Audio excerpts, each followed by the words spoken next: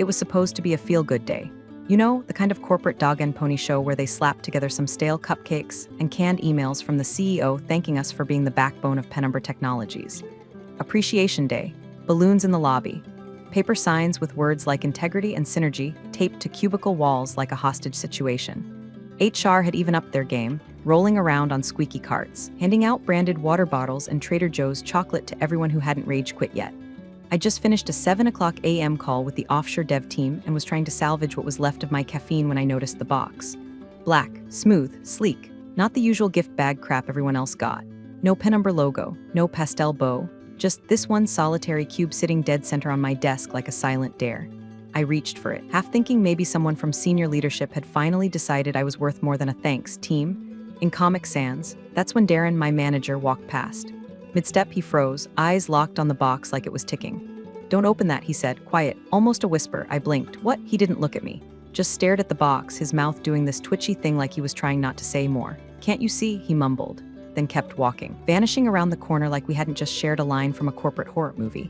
And that's when my stomach did a somersault. Something was off. The box didn't match the others, sure, but that wasn't it. It was the label on the underside, barely visible unless you tilted it under the fluorescence. Faint print, but I read it clear as day. My name, my ID number, and below it a timestamp, 2:03 a.m., which would have been weird enough if it wasn't for the fact that last month I caught a silent edit in my internal employee profile, dated, 2:03 a.m. That's when I started running my little watchdog script in the background. Quiet, discreet. A tool I wrote years ago when I noticed HR accidentally duplicating old termination templates into active profiles. Mistakes, they said, but you work somewhere long enough. You start smelling the difference between incompetence and intent. Look, I know it sounds paranoid, but when the edits show up at 2 a.m. and always vanish by sunrise, you stop chalking it up to coincidence. You start paying attention, and now this box, I didn't open it, I scanned it, both sides, took a photo, forwarded it to the internal legal alias. CC'd the board-level compliance contact, the one they parade around in orientation videos like a security blanket for grown-ups. 10 minutes later, the CEO was in my office. Let me just pause here for 1 second and say, if you've made it this far into the madness and want more stories like this, yes, it gets worse before it gets better, hit that subscribe button and give it a like. It genuinely helps the team keep uncovering stories like this. Otherwise, I'll have to go back to decoding HR memos for sport. Anyway, the CEO in my office, not his assistant, not a Teams ping, in the flesh with a posture like someone just texted him a photo of his own grave. "Where did you get this?" he asked. But I just smiled, minimized the Outlook window, and pulled up a folder on my desktop titled Trace Logs. He sat down without being invited, which was fine. I didn't plan on offering him a seat anyway. It started small, like most of the worst things do. 3 weeks before the box showed up, I was pulling a late Friday report when I noticed something strange. My Access badge history had a 2 a.m. update, which was odd, considering I hadn't been in the building since Thursday night, and I sure as hell wasn't remote logging into my profile while binge-watching true crime documentaries in my bathrobe. At first, I assumed it was a system glitch. Penumbra's backend wasn't exactly the crown jewel of modern architecture. We still had software running on frameworks that predated Facebook. But something about the change bothered me. It wasn't just the timestamp.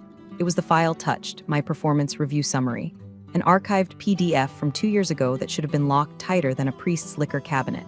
I double-checked the metadata. It had been accessed and modified ever so slightly. The signature field had a fresh hash. I didn't say anything. Not to Darren, not to anyone. Instead, I resurrected an old tool from my hard drive, something I built for a compliance side project back when IT still thought I wanted to grow vertically with the company. The script was simple. A tripwire that logged unauthorized edits to sensitive employee records, flagged anomalies in login patterns, and quietly backed up the original file to a dead Dropbox folder under a dummy shell account. Back then, it was just a curiosity, something to play with between boring systems audits and mandatory diversity webinars. But now, it felt like insurance. Within 48 hours of deploying it, the alerts started. Saturday, 2:11 a.m. Access to my health benefits form, redacted field updated. Tuesday, 1:49 a.m. I emergency contact information overwritten, then changed back 30 minutes later. Thursday, 2:04 a.m. A PDF labeled conduct summary. 2022 was created in a hidden directory tagged privileged review queue. That was a file I'd never seen before. And it wasn't just created, it was digitally signed. By me. Except I'd never touched it. And I don't care how savvy you are in Adobe Acrobat. Nobody accidentally forges a digital signature at 2 a.m. That's when it hit me like ice water down the spine. Someone was laying groundwork. Someone wanted a paper trail. And if I had to guess, that paper trail would be brought out, laminated and smiling, the minute I hit the next vesting cliff on my stock grants. Because here's the thing they don't tell you in orientation: your value to the company is a seesaw. One side is your contribution, the other, your cost. Once you tip too far into the expensive veteran category, the calculation changes. Quietly, I started staying late, not to work, to watch. Every time I left the office, I unplugged my monitor and packed up my encrypted drive. Every time HR pinged me about updating emergency contacts or re-verifying tax forms, I saved a local copy and logged the timestamp. And Darren, he started acting strange, too. Distant, light in the way you are when you know someone's name is already etched into a spreadsheet you can't unsee. But still, I didn't confront him. Not yet, because if they were laying a trap, I wanted to see the whole blueprint. Then came the weekend that clinched it. I was logged out, gardening in peace, when I got a ping from my script. Unauthorized access to user profile. mthatcher//source. HR master terminal //time. 2:03 a.m. Same time. Same access point. Again, that was the third time. And 3 times in systems like ours isn't coincidence, it's a routine. They'd built a pattern. What they didn't know, what they still don't know, is that I'd been building one too, not in memos, not in meetings, in code. And that's the thing about patterns. Once you see them clearly, you stop playing defense. Back in the present, that box sat on my desk like it had been hand-delivered by the Grim Reaper in business casual. The office buzzed around me, all fake warmth and overcompensating cheer. HR was laughing too loudly at someone's joke by the coffee machine. Marketing was still fighting over who got the last gluten-free cupcake. And somewhere near the break room, someone started blasting Walking on Sunshine like we were all extras in a pharmaceutical commercial for seasonal depression. But all I could hear was the thump of my own heartbeat, because that box didn't belong. Not just in style, not just in tone, but in intent. I leaned closer, squinting against the glare from the overhead lights. There, barely noticeable unless you were looking for it. A faint laser-printed label on the underside. No barcode, just 3 things: my full name, spelled out formal like a courtroom deposition, my internal employee ID, a timestamp. 02:03:17 a.m., that same time, that same signature. And then I saw it. Below the timestamp, in barely their microprint, a signature hash. Mine, or at least the version someone had lifted from a digital form 3 years ago. I didn't even flinch. I didn't call Darren. I didn't email HR. I didn't crack open the lid like some desperate sap hoping for scented candles and a gift card to Olive Garden. Instead, I reached into my bottom drawer, pulled out my portable scanner, the one I kept for tax season, and scanned the entire outside of the box.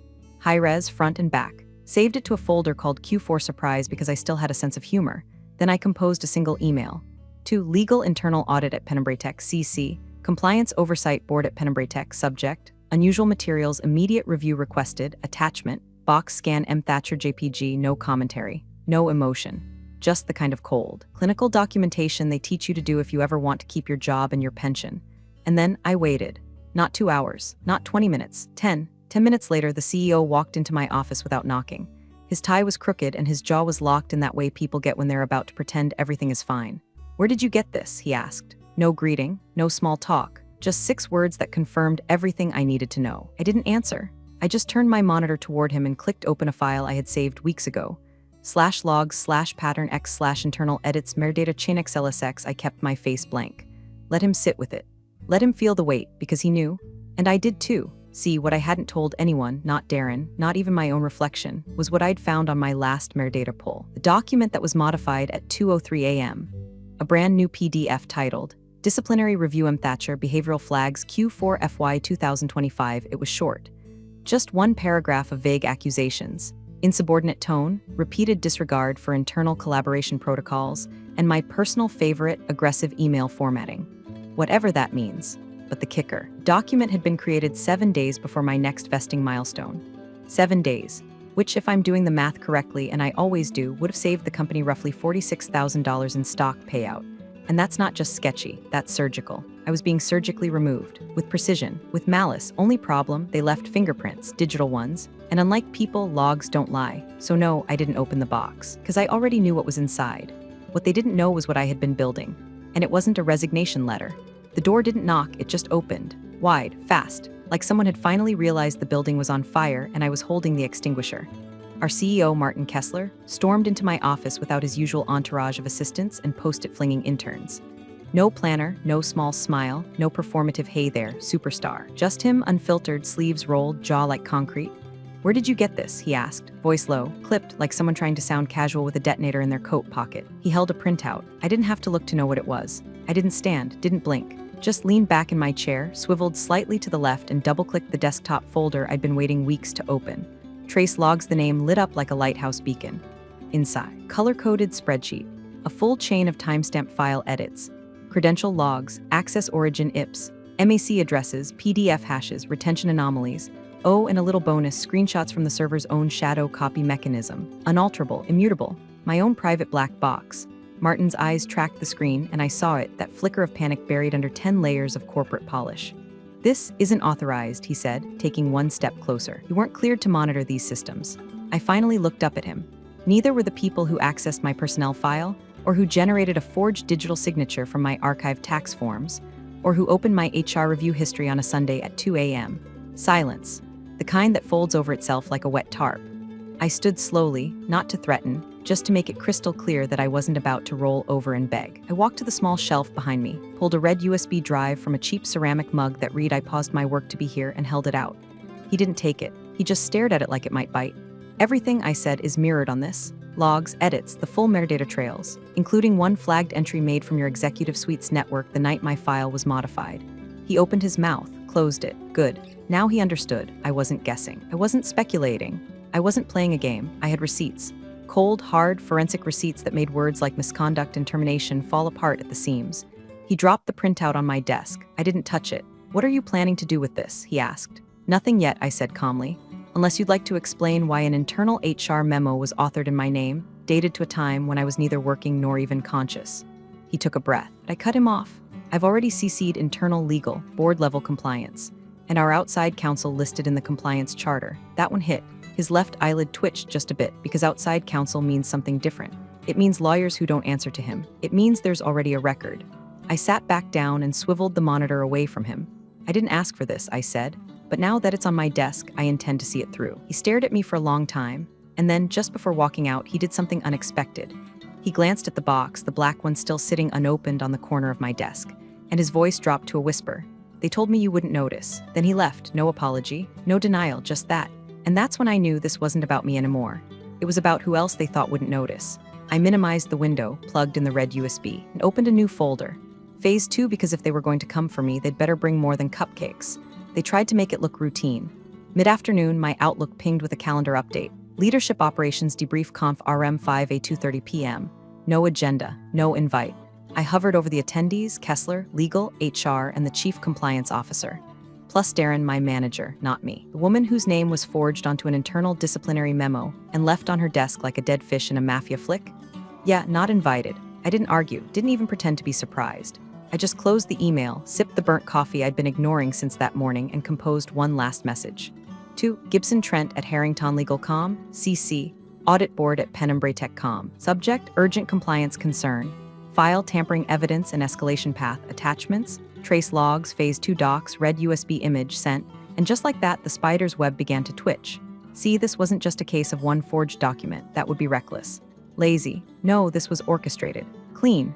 Cold. They'd been using old approval macros, ones embedded in outdated templates from our legacy HRIS system, ones that allowed the insertion of retroactive data into an employee's file without triggering the usual alerts. The macros were obsolete, deprecated 5 years ago, but they weren't deleted. They'd been repurposed. The logs showed them in use across 12 employee profiles, 10 of which had been exited in the past 18 months, most over 40. Most with stock packages vesting within 60 days of their performance concerns. All women. And every single one had a memo with that same pixel offset alignment issue in the header. A formatting tell you'd only catch if you were looking at the source file. I didn't need to dig up motive. The numbers were motive. HR saved nearly $1.4 million in unvested equity from those terminations. And guess what appeared in the internal proposal that promoted the current CCO last quarter? Bullet point about cost containment initiatives tied to attrition modeling. Grim clarity doesn't arrive with thunder. It's quiet, hollow, like realizing the fire alarm has been disconnected the whole time you were waiting for help. And Darren, I'd spent the better part of the week convincing myself that his warning, the whispered "don't open that," was some kind of redemption arc. Maybe he'd grown a spine. Maybe he realized that whatever they were pulling had gone too far. But then I found his approval signature. Dated, logged, stored in the macro authorization trail. He'd signed off on my memo 32 days ago, right before a strategic realignment meeting I wasn't told about, not out of loyalty, not out of some moral awakening, out of guilt. He couldn't stop it, but he couldn't own it either. So he threw me a breadcrumb, hoping maybe I'd save myself, and if I didn't, at least he wouldn't be the one who pulled the trigger. That's the thing about webs. Everyone's connected, whether they meant to be or not, and now they were squirming. The CCO, Brenda Delacourt, had gone radio silent. No Slack, no calendar updates. Word around the office was that she'd been called into off-site meetings. That's code for hiding. The HR director, Melanie, was still making the rounds with her fake grin, but her emails started coming from a delegated assistant. Another sign, smoke before the fire. I minimized the inbox and watched the conference room through the glass slats in the blinds. They were all in there, talking, pointing. One of them slammed a binder closed, and still no one called me in because they thought I'd wait.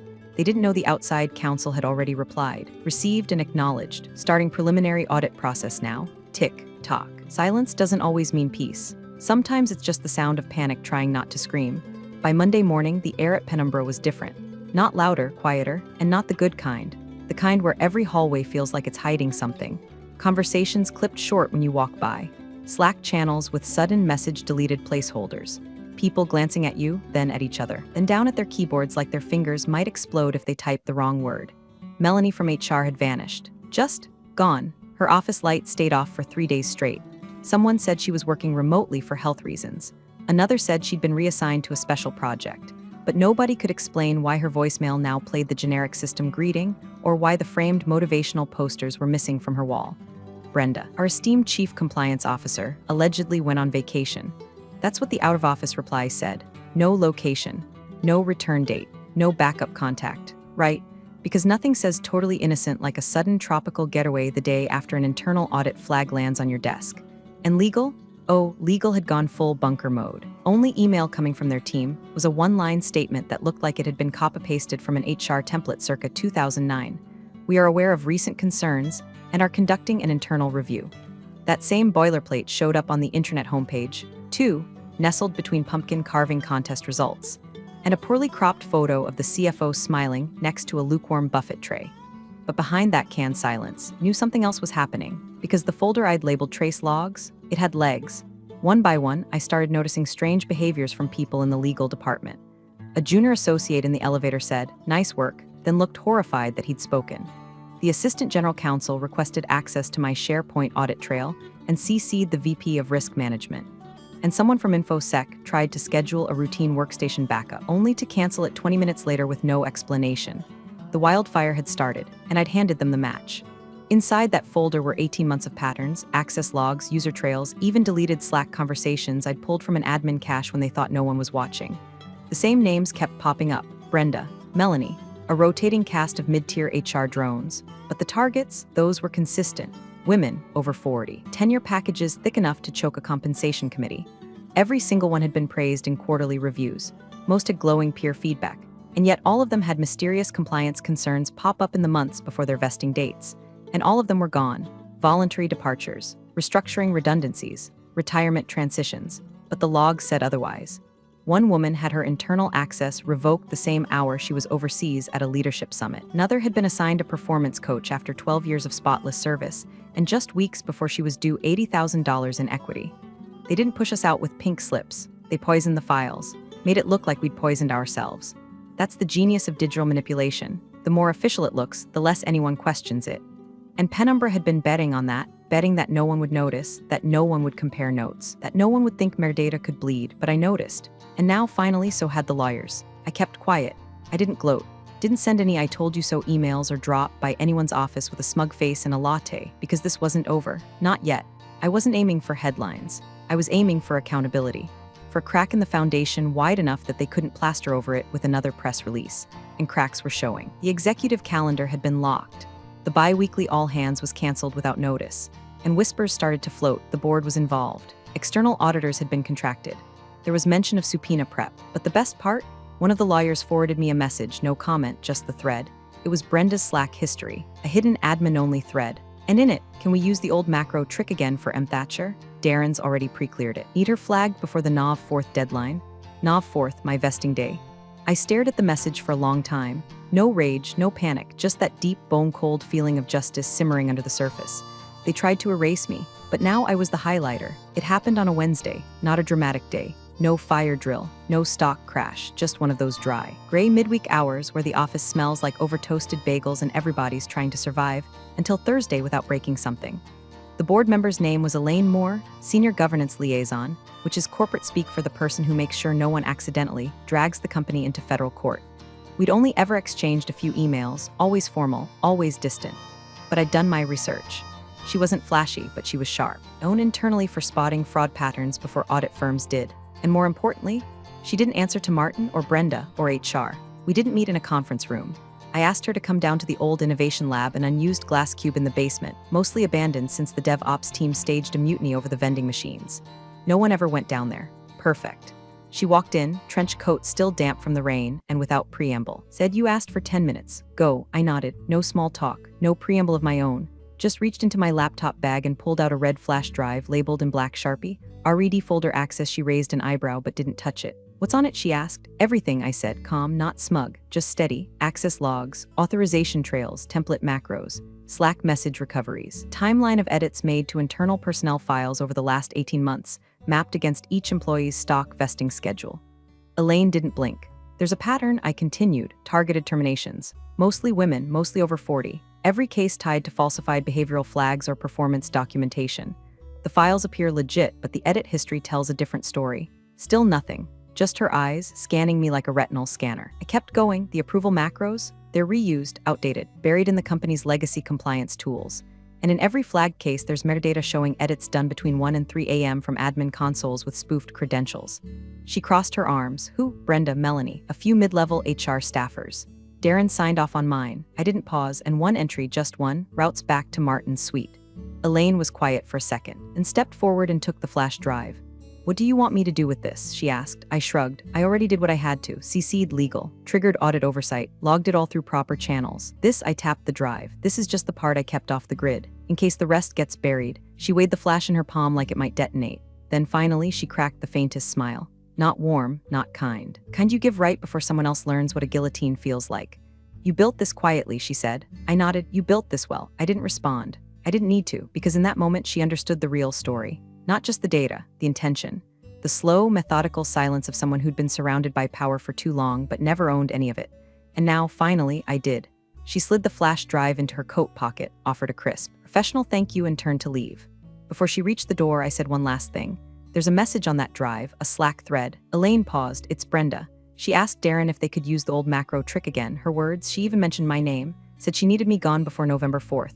Elaine didn't turn around. She just muttered, "They always think Slack is private," and walked out. I stayed behind, alone, surrounded by dusty whiteboards, old 3D printers, and abandoned prototypes of things no one remembered building. But I didn't feel forgotten. I felt resolved, because this wasn't about surviving anymore. It was about making sure they didn't. The audit landed like a thunderclap in a library. One day everything was whispers, coffee mugs, and cautious glances. The next, Penumbra Tech turned into a glass fortress of NDAs and closed doors. They didn't ease into it. The audit team arrived at 8:07 a.m. sharp. 5 suits, no smiles, armed with clipboards, company-issued laptops, and the kind of tense, flat expressions that say, "We're not here to align expectations, we're here to unearth corpses." Interviews started before the office even hit peak Wi-Fi usage. People got pulled into rooms with nothing but a bottle of water and a pair of fixed stairs. They came out pale, blinking too much, mumbling about metadata and server trails. No one laughed at lunch that day. By noon, the internal message board posted a carefully crafted statement from the board of directors. "We are aware of serious allegations related to personnel file manipulation and targeted offboarding strategies. We take these matters extremely seriously and have initiated a full review of company practices and compliance systems. There will be full transparency throughout this process." Translation, someone lit a fire, and now we're pretending we didn't smell the smoke for a year and a half. The HR director, Melanie, didn't show up at all. Her profile disappeared from Slack by mid-afternoon. A brave soul from finance tried to check her calendar to see if she'd scheduled vacation, but her Outlook was wiped. Blank, like she'd never worked there. Then someone noticed her LinkedIn was gone too, deleted. Not deactivated, obliterated. No trace. She went from people leader of the month to digital ghost in less than 6 hours. Brenda, our fearless chief compliance officer, an all-hands email from the comms team dropped right after 4 p.m. Effective immediately, Brenda Delacourt has resigned from her role as CCO for personal reasons. We thank her for her service. Personal reasons. Classic. The only thing more suspicious would have been if they'd sent it in Comic Sans and CC'd their lawyer. It was around this time that people started coming to me. Quietly, carefully, in elevators by the microwaves during fake bathroom breaks. Women I hadn't spoken to in months, one who'd been performance managed out of a leadership role last quarter, another who'd been told her tone wasn't collaborative enough. And each one said the same thing: I think they did this to me too. They weren't crying, not angry, just clear-eyed. Like a curtain had been pulled back and now the whole rotten machine was exposed, gears grinding with nobody at the wheel. I gave them nothing but nods. A few soft yes, because this wasn't about me anymore. They were connecting dots on their own. It was in the way legal stopped CCing Martin on updates. The way InfoSec suddenly had badge reports and VPN login histories taped to their glass walls. The way the director of internal communications asked me for help rewriting the next compliance briefing. As if I hadn't been one signature away from a forged termination 6 days ago. But I wasn't smug. I didn't gloat. This wasn't some triumphant movie ending where the villain gets dragged out in cuffs and everyone slow claps. This was a clean, quiet unraveling. A long gaslight finally flickering out, and I just kept walking forward, careful not to trip over the wires they left behind. I wasn't chasing justice. I was living in it, one meeting at a time. The call came on a Friday morning. Crisp air, weak sunlight, the kind of day that pretends to be quiet before it flips the table. Unknown number. I almost let it go to voicemail. Mary, this is Tim Harrell. I've stepped in as interim CEO. Just like that. No apology, no small talk, no attempt to sell me a future wrapped in buzzwords. I've been reviewing the audit findings, he continued. You were instrumental in bringing them to light. What you did took clarity and guts. I waited. I wasn't about to start patting backs for a company that nearly handed me a digitally forged pink slip. We'd like to retain you, he said, not just as an employee, but as a strategic advisor. You'd report directly to me. You'd define the guardrails. His voice had that polished stiffness I recognized from too many boardrooms, a tone that said he didn't come up with this idea, but he sure as hell wanted to be seen implementing it. I appreciate the offer, I said slowly, but I'm not available. A pause, just long enough for the implication to land. I see, he said. Well, if you reconsider, I won't. Click. I didn't do it to be cruel, but I'd spent the better part of a year living under a silent siege. They tried to write me out with keystrokes and plausible deniability. Now they wanted me to come back and fix the mess they made with the very tools they tried to weaponize? No, thank you, because I already had a key to my new office. The glass-walled kind, minimalist, clean, just across the street from Penumbra Technologies. I made sure of that when I signed the lease. Nothing too obvious, just visible. The sign on the door reads, Greyline Compliance Advisors, our tagline? Truth, with a timestamp. It started with just me, a rented desk, and a server rack I built by hand. Now we're onboarding our third client. The second one came from a whisper inside Penumbra. A woman who once sat 2 rows down from me. She said the same thing everyone eventually says. They never thought we'd compare notes. On my desk that morning was a black box, identical in shape and size to the one they'd left on my desk during Appreciation Day. This one wasn't anonymous. There was a note taped to the top.